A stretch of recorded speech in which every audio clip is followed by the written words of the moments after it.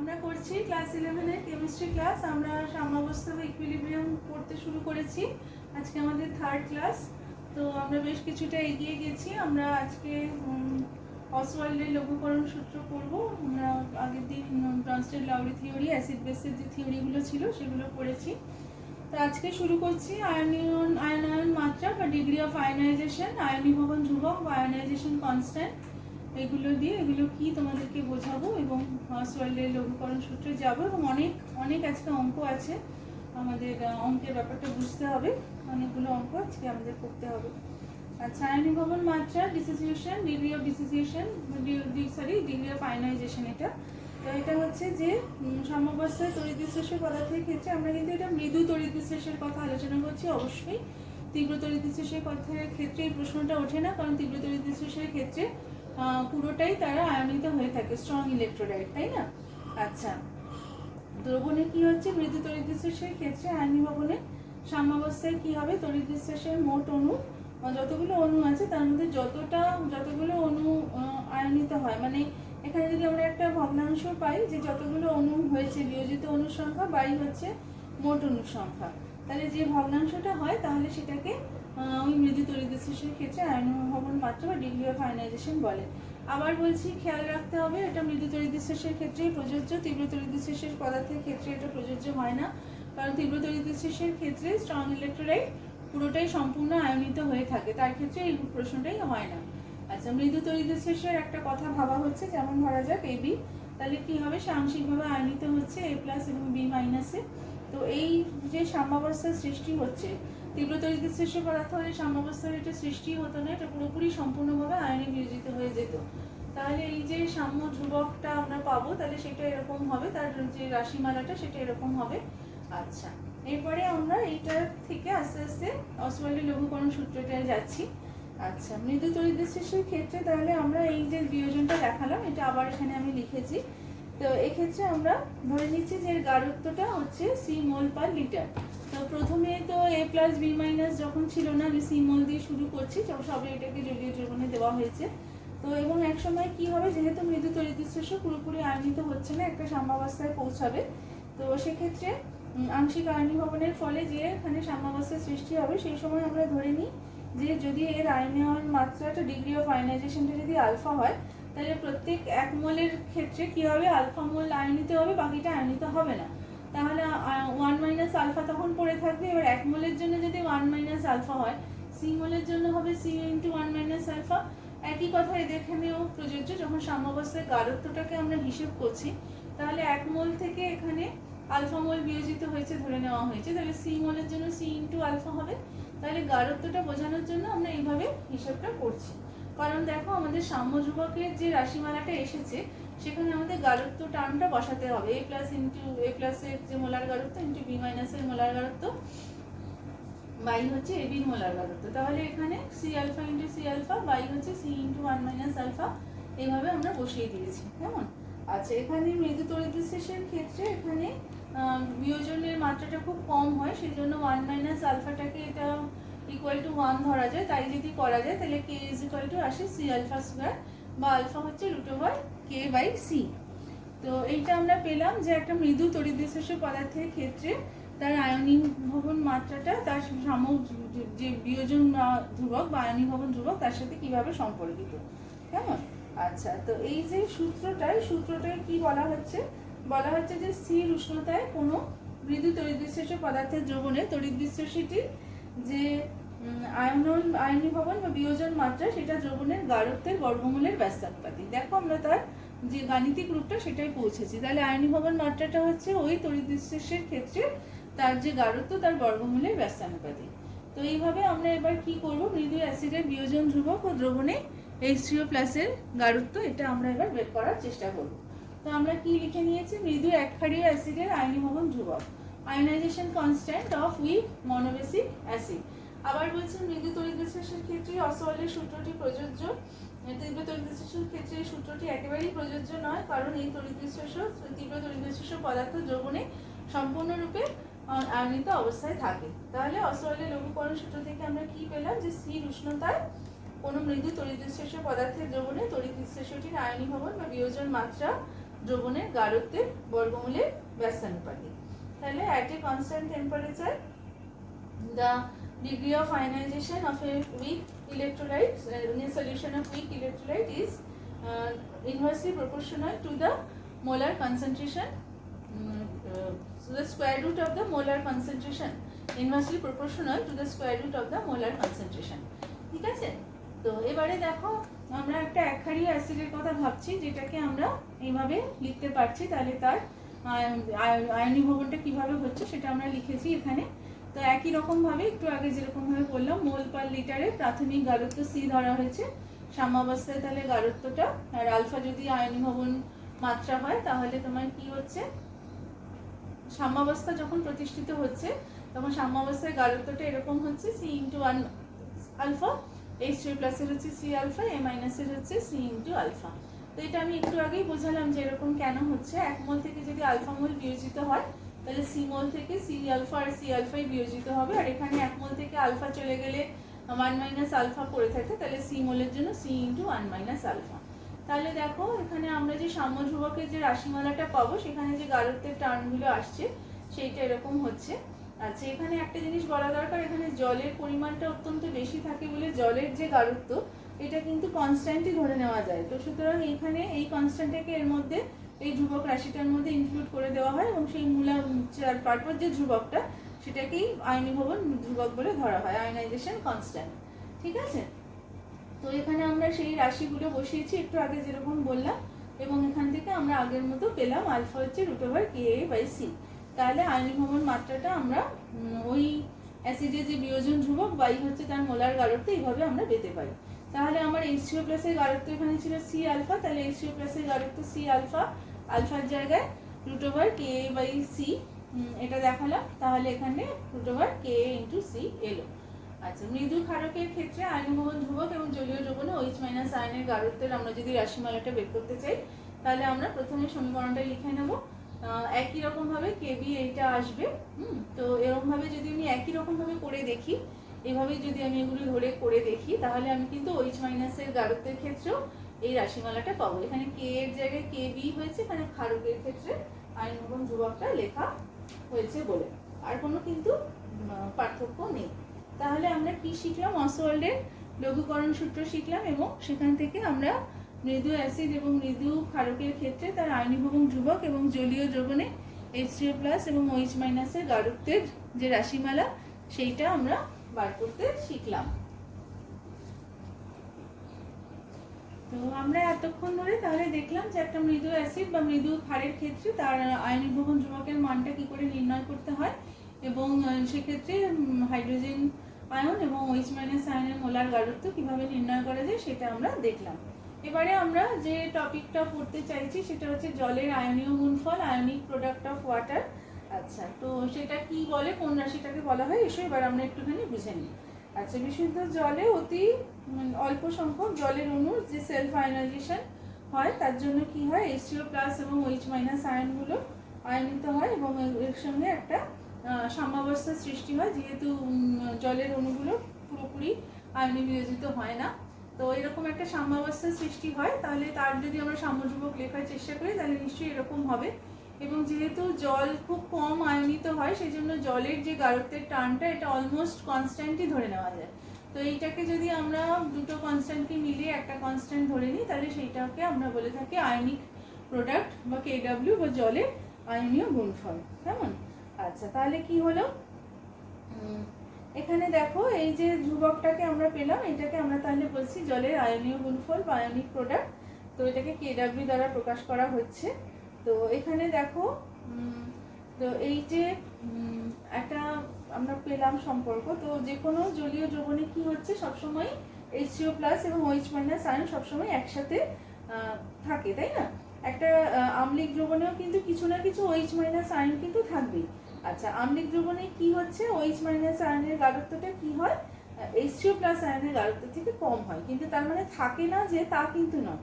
একইভাবে কি হচ্ছে, একটা গাঢ় ক্ষারীয় দ্রবণেও H3O প্লাস আয়ন কিন্তু থাকে, থাকে না তা কিন্তু নয়, হ্যাঁ কম পরিমাণে থাকে। ক্ষারীয় দ্রবণে OH- আয়নের গাঢ়ত্বটা বেশি থাকে, আর আম্লিক দ্রবণে H3O প্লাস আয়নের গাঢ়ত্বটা বেশি থাকে। কিন্তু যদি একটা প্রসম দ্রবণ হয় তাহলে সেক্ষেত্রে কি হয়, H2+ এবং OH- আয়নের গাঢ়ত্বটা সবসময় সমান হয়। তো নির্দিষ্ট উষ্ণতায় জলের এই যে আয়নীয় গুণফল, যেটা আমরা বলছি যে একটা H2+ আয়নের গাঢ়ত্ব, OH- আয়নের গাঢ়ত্ব, এই দুটো গাঢ়ত্বের গুণফলকে আমরা নির্দিষ্ট উষ্ণতায়, সেই উষ্ণতায় জলের আয়নীয় গুণফল বা আয়নিক প্রোডাক্ট বলছি, তাই না? তো তাহলে দেখো, যখন প্রসম হবে জলীয় দ্রবণটা, তার মানে তখন কি বুঝতে পারছি, নিশ্চয়ই সেখানে H2+ এবং OH- আয়নের মোলার গাঢ়ত্বটা সমান হবে। সমান না হলে তো প্রসম হতে পারতো না, তাই না? যেটাই বেশি কম হবে সঙ্গে সঙ্গে তো দ্রবণটা আম্লিক বা ক্ষারীয় হয়ে যাবে, এবং তখন তো সেইটার আমরা মানটা কিভাবে পাবো? এই যে একটা প্রসম দ্রবণে আমরা বুঝতে পারছি যে তাহলে এই দুটোর গুণফলের মান যদি KW হয়, তাহলে যে কোনো একটার মান বার করতে গেলে আমাদের √KW করতে হবে নিশ্চয়ই, তাই না? তো দেখো এখানে সেটা লেখা হয়েছে। আচ্ছা, আর কি আম্লিক জলীয় দ্রবণে আমরা নিশ্চয়ই বুঝতে পারছি যে H2+ এর মানটা এটা তাহলে গ্রেটার হবে। √KW করে আমরা যেটা পাবো, H2+ এর মানটা আম্লিক দ্রবণে নিশ্চয়ই বেশি হবে, কারণ আম্লিক দ্রবণে H2+ এর আয়নের গাঢ়ত্ব বেশি হবে, আর OH- আয়নের গাঢ়ত্বটা তখন √KW থেকে কম হবে, তাই না? আচ্ছা, যদি ক্ষারীয় হয় তাহলে ক্ষারীয় দ্রবণে H2+ আয়ন নিশ্চয়ই কম থাকবে, তাহলে সেটার মান তখন নিশ্চয়ই √KW থেকে কম হবে। কিন্তু ক্ষারীয় দ্রবণে OH- এর গাঢ়ত্বটা বেশি হওয়ার দরুন তাহলে √KW করে আমরা যেটা পেতাম তার থেকে নিশ্চয়ই বেশি হবে। তাহলে দেখো, প্রসম জলীয় দ্রবণে যদি এটা সমান হয়, তাহলে √KW হচ্ছে তোমার 25°C উষ্ণতায়, এটা হচ্ছে তোমার 10⁻⁻14। তো এইটাকে 10⁻⁻14 আমরা পাচ্ছি। তাহলে এই যে মানটা, এটাকে তাহলে আমরা যদি √ওভার করি তাহলে মোল পার লিটারে, তাহলে এটা কি হবে, নিশ্চয়ই 10⁻⁷ হবে। তাহলে দেখো, আম্লিক জলীয় দ্রবণে H2+ আয়নের গাঢ়ত্ব যখন বেশি থাকবে তখন সেটা নিশ্চয়ই 10⁻⁷ এর থেকে বেশি হবে, আর OH- আয়নের গাঢ়ত্বটা 10⁻⁷ এর থেকে কম হবে। আর যখন ক্ষারীয় জলীয় দ্রবণ হবে তখন OH- আয়নের গাঢ়ত্বটা 10⁻⁷ এর থেকে বেশি হবে, আর H2+ আয়নের গাঢ়ত্বটা 10⁻⁷ এর থেকে কম হবে। তো এইগুলো সম্বন্ধে তোমাদের ক্লাস 9-এও পড়ানো হয়েছে, তোমাদের কিছুটা আইডিয়া আছে। তাও এখানে আমি যেহেতু একটু অন্যভাবে পড়াচ্ছি, আয়নীয় গুণফল আমরা 9-এ পড়াই না, তো সেইটা আমরা এখানে এইভাবে সেজন্য একটুখানি বলে দিলাম। তো এমনিতে একটা নির্দিষ্ট উষ্ণতায় নির্দিষ্ট KW এর মানটা সেটা সবসময় একটা নির্দিষ্ট হয়। তো সেই উষ্ণতায় আমরা যদি H2+ এর মানটা বার করতে চাই, আমরা KW/OH- করতে পারি, বা OH- মোলের যে মোলার গাঢ়ত্ব মানটা যদি আমরা বার করতে চাই তাহলে KW/H3+ করতে পারি। আর এটা যদি আমরা নেগেটিভ লগারিদম নিই তাহলে সেটাকে আমরা বলি PKW। 25°C উষ্ণতায় KW এর মানটা হচ্ছে 10⁻⁻14। তো সেক্ষেত্রে PKW-টা হবে তোমার 14। এবারে আমরা যেটা করব, পিএইচ এবং পিএইচ স্কেলের ধারণা, এটাও তোমাদের মোটামুটি জানা জিনিস, তাও আমরা এখানে একটুখানি আবার বলবো যে পিএইচ হচ্ছে কোনো দ্রবণে H2+ আয়নের মোলার গাঢ়ত্বের ঋণাত্মক লগারিদম, যেখানে বেসটা 10 হবে সেই দ্রবণে, এই দ্রবণে পিএইচ বলা হয়। তাহলে কোনো দ্রবণে H2+ আয়নের যে মোলার গাঢ়ত্ব তার যদি নেগেটিভ লগারিদম নেওয়া হয় তাহলে সেটাকে ওই দ্রবণের পিএইচ বলা হয়। তোমরা এটা জানো, তাও এখানে আমি আবার বলে দিচ্ছি। তো আমরা এখানে আরেকটু আমাদের পড়াশোনাটাকে এক্সটেন্ড করবো, আমরা যা জানতাম তার থেকে একটু বেশি কিছু শিখবো, তার জন্যই আমরা হায়ার ক্লাসে উঠি, তাই না? তো দেখো, নির্দিষ্ট উষ্ণতায় বিশুদ্ধ জলীয় দ্রবণে H2+ এবং OH- আয়নের যে মোলার গাঢ়ত্বের গুণফল সেটাকে জলের আয়নীয় গুণফল বলে। তো এখানে দেখো, নেগেটিভ লগারিদম নেওয়া হয়েছে লগারিদমের নিয়ম অনুযায়ী, তাহলে এটাকে ইনটুটাকে প্লাস হিসেবে চলে আসে যখন আমরা ইনটুটা নিই। তো দুদিকেই নেগেটিভ লগারিদম নেওয়া হয়েছে, তাহলে এইটার মানে হচ্ছে পিএইচ। একই রকমভাবে নেগেটিভ লগারিদম বেস 10 OH- আয়নের মোলার গাঢ়ত্ব যদি হয় তাহলে সেটা হচ্ছে POH। তাহলে এখানে কি পাচ্ছি, এটার জন্য পিএইচ, এটার জন্য POH, তাহলে এটাকে লেখা হয় PKW। তাহলে 25°C উষ্ণতায় PKW মান কিন্তু 14। সুতরাং আমরা বলতে পারি যে 25°C উষ্ণতায় কোনো দ্রবণের ক্ষেত্রে তার পিএইচ এবং প্লাস POH এর যে যোগফল সেটা 14 হবে। আচ্ছা, বিশুদ্ধ জল হচ্ছে প্রসম, তাহলে বিশুদ্ধ জলের ক্ষেত্রে H2+ আয়নের মোলার গাঢ়ত্ব এবং OH- আয়নের মোলার গাঢ়ত্ব দুটোই হচ্ছে সমান, তার মানে pH = POH। আবার এক্ষুনি আমরা পড়লাম যে pH + POH হচ্ছে PKW, তাহলে বিশুদ্ধ জলের ক্ষেত্রে নিশ্চয়ই pH আর POH হাফ PKW মানের সাথে সমান হবে। 25°C উষ্ণতা যদি হয় তাহলে PKW এর মান হচ্ছে 14। তাহলে কি হচ্ছে, pH বা POH এর 25°C উষ্ণতায় বিশুদ্ধ জলের ক্ষেত্রে কি হবে, তার মানটা হবে 7। আবার ধরো যদি অন্য কোনো উষ্ণতায় ধরা যায়, ধরা যাক 100°C উষ্ণতায় দেখা যাচ্ছে যে পিকেডাব্লিউর মানটা হচ্ছে 12.26। তাহলে সেক্ষেত্রে তখন কিন্তু বিশুদ্ধ জলের পিএইচ নিশ্চয়ই 7 থাকবে না, কারণ পিকেডাব্লিউর ভ্যালুটা পাল্টে গেছে। তখন আমি কত বললাম? 12.26 বললাম। তাহলে সেক্ষেত্রে তখন সেই উষ্ণতায় কিন্তু পিএইচ বা পিওএইচ এর মান হবে, ওটাকে হাফ করলে যা হয়, অর্থাৎ 12.26কে হাফ করলে হয় 6.13। তো এইভাবে আমরা নির্দিষ্ট উষ্ণতায়, যেহেতু আয়নীয় গুণফলের মানটা নির্দিষ্ট, সেই জন্য আমরা কি করব, সেই অনুযায়ী পিএইচ বা পিওএইচ এর মানটা ক্যালকুলেট করব। তো তোমরা পড়েছিলে পিএইচ স্কেলের কথা, সেটা আর আমি এখানে লিখিনি, যেহেতু তোমরা জানো, তাও আমি তোমাদের একটু মুখোমুখি বলে দিচ্ছি যে কোনো দ্রবণের অম্লত্ব বা ক্ষারকত্ব থেকে যে স্কেল অনুযায়ী পিএইচ এর মাধ্যমে প্রকাশ করা হয় সেটাকেই পিএইচ স্কেল বলে। তোমরা জানো যে পিএইচ স্কেলে প্রশম দ্রবণ হচ্ছে, তার মান হচ্ছে 7। 7-এর নিচে পিএইচ এর যে মানগুলো থাকে সেটা আম্লিক দ্রবণকে নির্দেশ করে। 7-এর নিচের মানগুলো পিএইচটা সেটা সবসময় আম্লিক দ্রবণকে নির্দেশ করে, এবং 7-এর ওপরে 14 অবধি মানগুলো ক্ষারীয় দ্রবণকে নির্দেশ করে। তোমাদের হয়তো মনে আছে তোমরা ক্লাস 9-এ পিএইচ এর উপর সম্ভবত প্রজেক্টও করেছো, পিএইচ এর উপর প্রজেক্টটা 9-এ পড়ানো হয়। এবং তোমাদের নিশ্চয়ই মনে আছে বইতে তোমাদের বিভিন্ন পরিচিত তরলের পিএইচ এর মানগুলো দেওয়া থাকতো, যেমন জল, লেবুর রস, মানুষের আংশিক রস, মানুষের লালা রস ইত্যাদি, তাই তো? মানুষের রক্ত, এখানে সমস্ত পিএইচ এর মানগুলো দেওয়া থাকতো, এবং সেই মানগুলো দেখে আমরা বুঝতে পারতাম যে সেটা আম্লিক কি ক্ষারীয় দ্রবণ, তাই না? তো এই হচ্ছে ব্যাপার। তো এখানে আমরা তো পিএইচ স্কেলটা সেজন্য আলাদা করে তোমাদের বললাম না, আমরা জানি যে তোমরা হয়তো মনে আছে তোমাদের। তো এখানে নতুন জিনিসগুলোই আমরা বেশি জোর দিয়ে বলি, যেমন এখন আমি বলতে চাইছি মৃদু একক্ষারীয় অ্যাসিডের জলীয় দ্রবণের পিএইচ নির্ণয়। তাহলে একক্ষারীয় অ্যাসিড যার বেসিসিটি হচ্ছে 1, determination of pH of a weak monobasic acid. আচ্ছা, তাহলে তার ক্ষেত্রে কি হচ্ছে, একক্ষারীয় অ্যাসিড এইচ এর এটা প্রারম্ভিক যে গাঢ়তা, এটা যদি সি মোল পার লিটার হয়, আমরা একটু আগে অসওয়াল্ডের সূত্রের যে গাণিতিক রূপ থেকে আমরা করে দেখে এসেছি যে H2O প্লাসের সেটা হচ্ছে সি আলফা, তাই না? তাহলে সি আলফাটাকে আমরা দেখেছিলাম √Ka/C এসেছিল। তাহলে এর যদি আমাদের পিএইচটা বার করতে হয়, তাহলে আমরা নিশ্চয়ই তার ঋণাত্মক লগারিদমটা নেব, negative logarithm of H2O plus. তাহলে আমার এদিকটাও তাই নিতে হবে, negative logarithm of C alpha. তাহলে দেখা যাক কি পাই।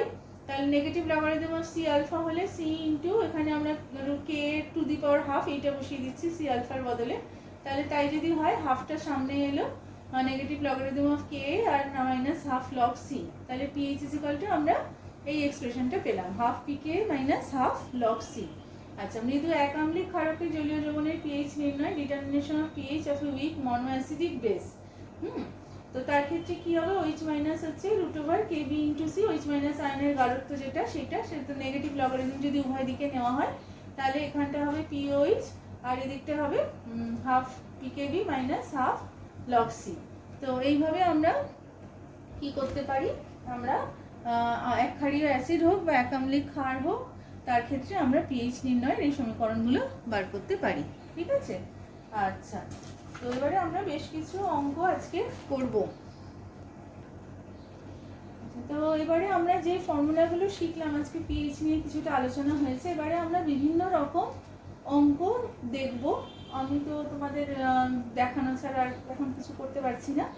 তো এই অঙ্কগুলো তোমাদের বইতেও করে দেওয়া আছে, নেই যে তা না, কিন্তু বই থেকে তোমরা কতটা খুলে দেখছো বা করছো আমি তো বুঝতে পারছি না। তো সেই জন্য আমার যে যে অঙ্কগুলো মনে হয় যেগুলো করা দরকার, সেই জন্য আমি সেগুলো এই ক্লাসগুলোতে তোমাদের দেখানোর চেষ্টা করি, যাতে তোমরা দেখে নিয়ে অন্য অঙ্ক প্র্যাকটিস করতে পারো। সেটা যাতে বুঝতে পারো যে অনেক সময় অঙ্ক বইতে করে দেওয়া থাকলেও বোঝা যায় না যে কোন স্টেপটা কিসের জন্য হলো, তার জন্যই আমি অঙ্কগুলো করানোগুলো দেখিয়ে দিই এবং বোঝানোর চেষ্টা করি।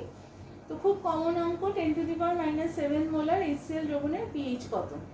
আচ্ছা, এখানে HCl এর যে দ্রবণটা রয়েছে তার মধ্যে H2O প্লাস আয়নের গাঢ়ত্ব 10⁻⁷ মোলার, সেটা তো আমরা বুঝতেই পারছি। এক্ষেত্রে দ্রবণে তো জলও রয়েছে, জলের কিন্তু যেটুকু আয়নীভবন হচ্ছে সেখান থেকেও কিছুটা H2O প্লাস আয়ন থাকবে, তারও কিন্তু একটা গাঢ়ত্ব থাকবে, সেটা কিন্তু আমাদের হিসেবের মধ্যে আনতে হবে। তো সেটাকে যদি আমরা x মোলার ধরে নিই, তাহলে সেটা ওই x মোলার OH মাইনাসের আয়নের গাঢ়ত্ব সেটাও একই হবে নিশ্চয়ই। তো এখানে তাহলে H2O প্লাস আয়নের মোট যে গাঢ়ত্ব হবে সেটা 10⁻⁷ প্লাস x, আর OH মাইনাস আয়নটা শুধু x ধরা হলো। আচ্ছা, তাহলে 25°C উষ্ণতা যদি হয়, তাহলে এটা গুণফলটা 10⁻⁻14 এর সাথে সমান হবে। সেখানে আমরা H2O প্লাসের জন্য এইটা লিখলাম 10⁻⁷ প্লাস x, আর OH মাইনাস আয়নের গাঢ়ত্বের জায়গায় x লিখলাম। তারপরে দেখো এটাকে জাস্ট সলভ করার চেষ্টা করা হয়েছে, সলভ করে আমরা পেয়েছি x = 6.18 ইন্টু 10⁻⁸ মোলার। তাহলে H3+ আয়নের গাঢ়ত্ব কত হবে? 10⁻⁷ প্লাস হচ্ছে x7 যেটা আমরা ধরেছিলাম প্রথমে, তো সেইটা হবে, এই দুটো যোগ করতে হবে। তাহলে যোগ করে আমরা এটা পাচ্ছি, তাহলে পিএইচ মানে নেগেটিভ লগারিদম নেব নিশ্চয়ই, এইটা সেটাই করা হয়েছে, এটার এই ভ্যালুটা লিখে তার নেগেটিভ লগারিদম নিয়ে আমরা দেখতে পাচ্ছি মানটা হচ্ছে 6.79।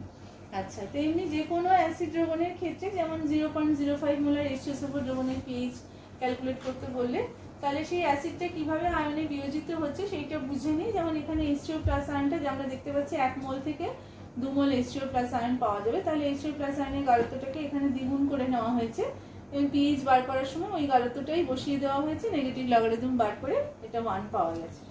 3 নম্বর অঙ্ক, 25°C উষ্ণতায় 0.01 মোলার CH3COH দ্রবণের পিএইচ গণনা করে CH3COH দ্রবণের বিয়োজন ধ্রুবকটা দেওয়া আছে। তো যে অঙ্কটা বললাম, আমি আরেকটা অঙ্ক আগে তুলে ফেলেছি, আগে ওই অঙ্কটার কথা বলে নিই। তো একটু আগে আমরা পিএইচ বার করার ক্ষেত্রে মৃদু অ্যাসিডের ক্ষেত্রে সম্পর্ক একটা বার করেছি, পিএইচ = 1/2 pKa - 1/2 log C। তো সেইখানে দেখো কে এটা আমাদের দেওয়া আছে 1.75 × 10⁻⁵। তো সেই ভ্যালুটা বসিয়ে দিয়েছি, নেগেটিভ লগারিদম বার করেছি, করে পিকে এর ভ্যালুটা বের করে নিয়েছি। তাহলে পিকে এটা এখানে বসালে পরে, আর মোলার গাঢ়ত্ব তো দেওয়াই আছে, তাহলে এই ফর্মুলায় বসালে এটা হচ্ছে 3.38। 4 নম্বর অঙ্ক, 0.2 মোল পার লিটার মোল মাত্রার আর কি ClCH3COH এর জলীয় দ্রবণের পিএইচ 1.7 হলে অ্যাসিডটির বিয়োজন মাত্রা নির্ণয় করো। আচ্ছা, তাহলে দেখো এখানেও আমাদের ওই একই রকম ভাবে আমরা এগোচ্ছি। H2+ আয়নের গাঢ়ত্ব, এটা C আলফা করতে হবে, আলফা হচ্ছে বিয়োজন মাত্রা আর C হচ্ছে 0.2 মোল বলে দেওয়া আছে। তো আলফাটা আমরা বের করতে চাইছি, আমাদের কিন্তু পিএইচটা এখানে জানা আছে, তো এটা এখানে মানটা বসিয়ে দিয়েছি আর এদিকে নেগেটিভ লগারিদম করে আমরা বের করার চেষ্টা করছি। তাহলে 1.7 এখানে সমীকরণটা সমাধান করা হয়েছে, করে দেখা যাচ্ছে 0.0998 হয়েছে। আচ্ছা, তারপর 5 নম্বর অঙ্ক, 25°C 0.1 মোলার NH4OH এর পিএইচ গণনা করো। 25°C NH4OH এর বিয়োজন ধ্রুবকটা দেওয়া রয়েছে। তো একই ফর্মুলা আমরা যেটা এক্ষুনি দেখিয়ে এসেছি। তো পিএইচ বার করতে গেলে তোমার ওই 14 থেকে পিওএইচটা বাদ দিতে হবে। পিওএইচ এর ক্ষেত্রে আমরা এটা লিখতে পারি 1/2 pKb - 1/2 log C। তো সেটা তো পিওএইচ এর জন্য, তো সেই জন্য পিএইচ বার করতে গেলে 14 থেকে পিওএইচটা বাদ দিতে হবে, যেহেতু পিএইচ প্লাস পিওএইচ হচ্ছে 14, এই জন্য এখানে 14 থেকে এটা মাইনাস করা হয়েছে। কেবির ভ্যালুটা আমাদের দেওয়া আছে, তো সেখান থেকে আমরা পিকেবিটা বার করে নিয়েছি, বার করে নিয়ে এই ফর্মুলাটা বসিয়েছি। বুঝতে পারছো তো এখানে কেন মাইনাস করা হয়েছে আমি কিন্তু বললাম। হ্যাঁ, তো এটা হচ্ছে, তাহলে দেখা যাচ্ছে পিএইচ বের হচ্ছে 11.12। কেমন? আচ্ছা, তারপরে পিএইচ 12 মাত্রায় 1 লিটার NaOH দ্রবণে কত NaOH উপস্থিত থাকে। তো এখানে আমাদের দেখতে হবে যে এখানে পিএইচটা আমাদের বলে দেওয়া আছে, তো এখানে পিএইচ হচ্ছে 12, তাহলে আমাদের NaOH দ্রবণে NaOH এর মানটা বার করতে হবে। তো সেটার জন্য আমরা আচ্ছা এটা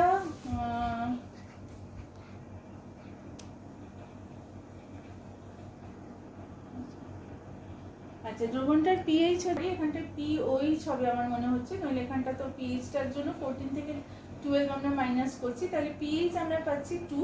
তাহলে পিএইচ যদি 2 পাই তাহলে এখানে ওইচ না, এখানটা ঠিকই আছে। আচ্ছা, পিএইচটা 12 বলা হয়েছে, সরি এইখানটা পিওএইচ লিখতে হবে, এইখানটা লেখাটা একটু ভুল আছে, কারণ পিওএইচ না হলে তুমি OH মাইনাস আয়নের মোলার গাঢ়ত্বটা পাবে না। ঠিক আছে, তাহলে পিএইচটা 12 বলা হয়েছিল, সেখান থেকে পিওএইচটা 14 মাইনাস 12 করা হলো, তাহলে তুমি কি পাচ্ছ, এখানটা পাচ্ছ, এইখানটা হচ্ছে পিওএইচ। আচ্ছা, তাহলে দেখো পিওএইচ যদি কত পাচ্ছি আমি 2, 14 থেকে মাইনাস করে দিয়েছি, তাহলে এখানে 2 যদি হয় তাহলে OH মাইনাস আয়নের মোলার গাঢ়ত্ব আমরা বুঝতে পারছি যে 10⁻⁻2 মোল পার লিটার হচ্ছে, তাহলে 10⁻⁻2 মোল হলে 1 মোল হচ্ছে NaOH এর ক্ষেত্রে 40 গ্রাম, সেই জন্য এটা হচ্ছে 0.4 গ্রাম। এখানে লেখাটা একটু ভুল ছিল, আমি আশা করি এবার তোমরা বুঝতে পারছো, আমি ঠিক করে দিলাম। পিএইচটা 12 বলা হয়েছিল, পিওএইচটা বার করা হয়েছে এবং সেখান থেকে OH মাইনাস আয়নের মোলার গাঢ়ত্বটা বার করা হয়েছে এবং সেখান থেকে 1 মোল মানে হচ্ছে 40 গ্রাম, তো সেই জন্য এখান থেকে কি করা হয়েছে, কতখানি আছে সেই গ্রাম সংখ্যাটা উপস্থিত বার করে নেওয়া হয়েছে। ঠিক আছে। 7 নম্বর অঙ্ক হচ্ছে 298 কেলভিনে CH3COH এর জলীয় দ্রবণে অ্যাসিডটির আয়নীভবন মাত্রা 5% হলে ওর মোলার গারত্ব নির্ণয় করো। দেওয়া আছে অ্যাসিটিক অ্যাসিডের আয়নীভবন ধ্রুবকের মান 1.8 × 10⁻⁵। আচ্ছা, 1 মাইনাস আলফা এখানে কিন্তু নট ইকুয়াল টু 1, মানে 1 ধরতে বারণ করছে। তো দেখো এখানে আমরা যে সমীকরণটা পেয়েছি আগে, সেখানে দেখে নিচ্ছি আমাদের কি কি জানা আছে। তো বিয়োজন মাত্রাটা জানা আছে 5%, মানে আলফা হচ্ছে 0.05, তো সেটা বসিয়ে দিয়েছি, আলফার মানটা বসিয়েছি। তাহলে মোলার গারত্বটাই শুধু আননোন, কারণ কে এর ভ্যালুও দেওয়া আছে। তো এই সমীকরণটা যদি সমাধান করি তাহলে আমরা মোলার গারত্বটা মানটা পেয়ে যাই, তাই না? তাহলে এটা বেরিয়েছে 6.84 × 10⁻³ মোল। আচ্ছা, তারপরের অঙ্কটা 298 কেলভিন উষ্ণতায় অ্যামোনিয়ার আয়নীভবন ধ্রুবকের মান 1.8 × 10⁻⁵। অ্যামোনিয়া 0.01 মোলার জলীয় দ্রবণে অ্যামোনিয়ার আয়নীভবন মাত্রা এবং OH- আয়নের গারত্ব নির্ণয় করো। তো এখানে আমরা দেখব যে কি করে অঙ্কটা করব। তাহলে আমরা যে ফর্মুলাটা শিখেছি আয়নীভবন মাত্রা বার করতে গেলে √kV/c, দেখো আমাদের সবই জানা আছে, তাহলে এটা আমরা পাচ্ছি 0.042 এবং বলেছে OH- আয়নের গারত্ব বের করতে হবে। তাহলে OH- আয়নের গারত্ব C আলফা, দেখো আলফা বেরিয়ে গেছে, C জানাই আছে, তাহলে এই দুটো বসিয়ে দিলে হচ্ছে 4.2 × 10⁻⁴ m। আচ্ছা, তারপরের অঙ্ক 9 নম্বর, একটি এক আম্লিক মৃদু ক্ষারক দ্রবণের গারত্ব 0.1 মোলার 298 কেলভিন উষ্ণতায় ক্ষারকটির আয়নীভবন ধ্রুবকের মান 1.8 × 10⁻⁵। যদি দ্রবণটিকে 10 গুণ লঘু করা হয় তাহলে ক্ষারকটির আয়নীভবন মাত্রা কত হবে? আলফা হচ্ছে √kV/c, এবার যদি বলেছে 10 গুণ লঘু, তার মানে এখন 0.1 আছে, সেটা বাই 10 হয়ে যাবে, তখন 0.01 m হবে। এই অবস্থায় তখন আয়নীভবন মাত্রা কত হবে? আবার আমরা ভ্যালুগুলো বসিয়ে দিয়ে পেয়েছি 0.0424। কেমন? আচ্ছা, তারপরে 10 নম্বর অঙ্ক, 3 গ্রাম অ্যাসিটিক অ্যাসিডকে জলে দ্রবীভূত করে 1 লিটার দ্রবণ তৈরি করলে দ্রবণটিতে অ্যাসিটেট আয়নের গারত্ব কত? দ্রবণে অ্যাসিটিক অ্যাসিডের কত % আয়নিত অবস্থায় আছে? কে ভ্যালুটা দেওয়া আছে। তো এবারে সিটা আমরা বার করেছি মোলার গারত্ব, যেটা 3/60 0.05 মোলার। আলফাটা হচ্ছে √kA/c 0.089, মানে হচ্ছে 1.89%। একই ফর্মুলা বারবার আসছে, আমরা এগুলো আগেই কিন্তু করেছি।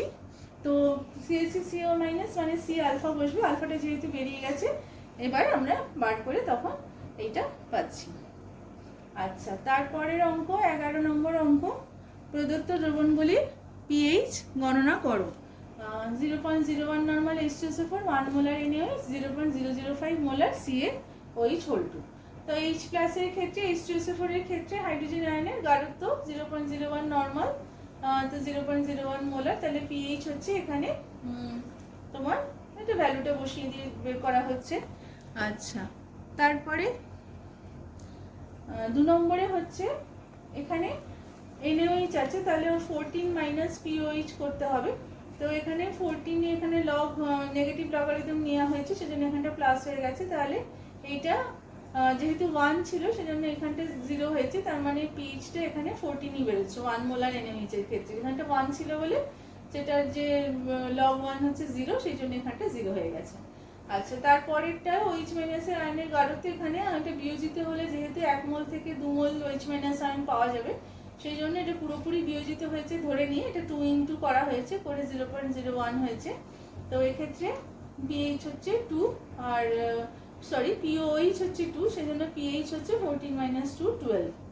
আচ্ছা, তারপরে 12 নম্বর অঙ্ক, 100 ml 0.075 মোলার ক্যালসিয়াম হাইড্রক্সাইড দ্রবণে 100 ml 0.1 মোলার HCl দ্রবণ যোগ করলে মিশ্র দ্রবণের pH কত হবে? ধরে নাও দ্রবণে ক্যালসিয়াম হাইড্রক্সাইড সম্পূর্ণরূপে বিয়োজিত হয়।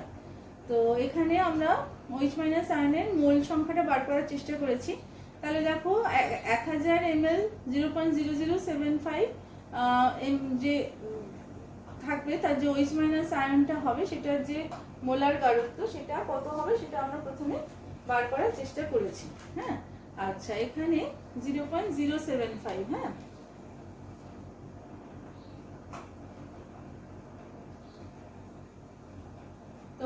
পয়েন্টটা লিখতে ভুল হয়েছিল, সেজন্য আমি একটু ঠিক করে দিলাম। তো আমরা বের করেছি কি যে 100 ml দ্রবণে OH মাইনাস আয়নের মোল সংখ্যা কত, সেটা আমরা প্রথমে বের করে নিয়েছি। আচ্ছা, একইভাবে আমি যদি হাইড্রোজেন আয়নের মোল সংখ্যাটা বের করে নিই যে 0.1 মোলার 100 ml দ্রবণে কত মোল H প্লাস আয়ন আছে, সেটা বের করে নিচ্ছি এবং দেখতে পাচ্ছি যে OH মাইনাস আয়নের মোল সংখ্যাটা বেশি। তাহলে তাদের যদি একসাথে মেশানো হয়, একটা তো নিউট্রালাইজেশন হবে, প্রশমন হবে, তাহলে H প্লাস আয়ন যতটা উপস্থিত আছে ততটাই OH মাইনাস আয়নকে প্রশমিত করতে পারবে। তারপরে কতটা বেঁচে থাকবে OH মাইনাস আয়নের মোল সংখ্যা, তাহলে মাইনাস করে দিয়েছি। মাইনাস করে দেখছি 0.005 মোল OH মাইনাস আয়ন বেঁচে থাকবে। আচ্ছা, এবারে দেখো 100 ml এর সাথে 100 ml মেশানো হয়েছিল, তাহলে কিন্তু 200 ml দ্রবণ হয়ে গেছে। তাহলে 200 ml দ্রবণে OH মাইনাস আয়নের মোল সংখ্যা হচ্ছে এত। তাহলে এখন এর মোলার গাঢ়ত্ব বার করতে গেলে 1 লিটার দ্রবণে OH মাইনাস আয়নের মোল সংখ্যা কত সেটা বার করতে হবে আমাকে। তো 1 লিটার দ্রবণে আমি দেখতে পাচ্ছি মোল সংখ্যা হচ্ছে 0.025। তো এবার এই দ্রবণের যদি আমাকে পিএইচ বার করতে হয় মিশ্রিত দ্রবণে, তার মানে আমার এইটা হচ্ছে আমার পিওএইচটা আগে বার করতে হবে, তারপর 14 থেকে মাইনাস করলে আমি পিওএইচটা পাবো। তো সেটাই করার চেষ্টা করা হয়েছে, এটাকে পিওএইচটা বার করার চেষ্টা করা হয়েছে। তারপর আমি 14 থেকে সেইটা হিসেব করে আমি দেখতে পাচ্ছি যে পিএইচ হচ্ছে 12.4। তো আমি মাত্র এখানে 12টা অঙ্ক এনেছিলাম। তোমাদের কিন্তু আরও অনেক অঙ্ক প্র্যাকটিস করতে হবে, নইলে তুমি এই চ্যাপ্টারটা ধরতে পারবে না। দেখতেই পাচ্ছ পিএইচ থেকে নানান ধরনের অঙ্ক হওয়া সম্ভব। যতটা সম্ভব বই থেকে প্র্যাকটিস করো, ভালো করে প্র্যাকটিস করো। তো নেক্সট ক্লাসে আমরা আবার সাম্যাবস্থার আরও কিছু নতুন টপিক নিয়ে আসবো। সবাইকে অনেক ধন্যবাদ।